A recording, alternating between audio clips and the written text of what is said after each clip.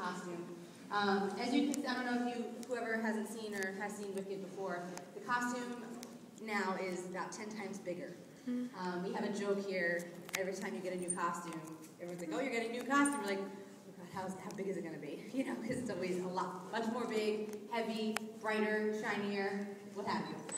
So this costume is how it started. It's still blue, but the tulle in the skirt is just huge. And when you see her come down in the bubble, and she's just all skirt, and she's got the wand and the curls and the crown, you know, a lot of times she gets a round of applause before she even opens her mouth because she's that iconic figure that we all know and love.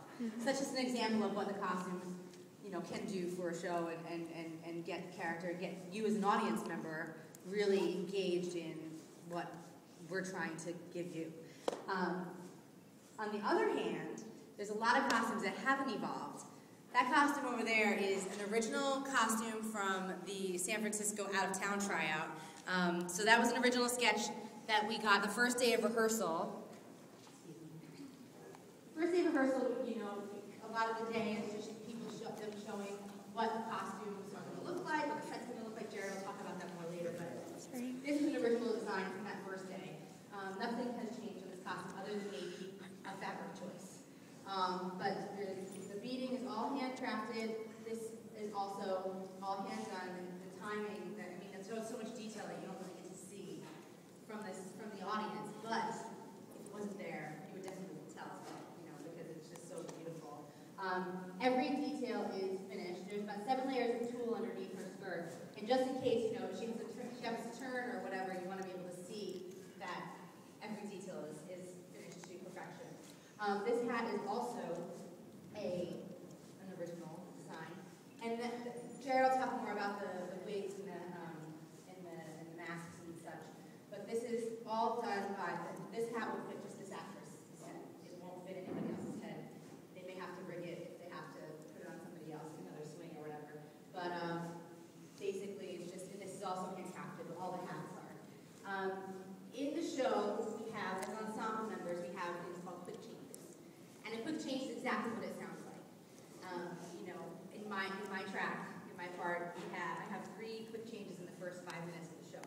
So I come out in my mom costume, which is just a big coat. It looks like a couch, actually. She uses a lot of poultry fabric for her costumes to give the texture and, you know, and the weight of it, so you can see that structure of what she designed.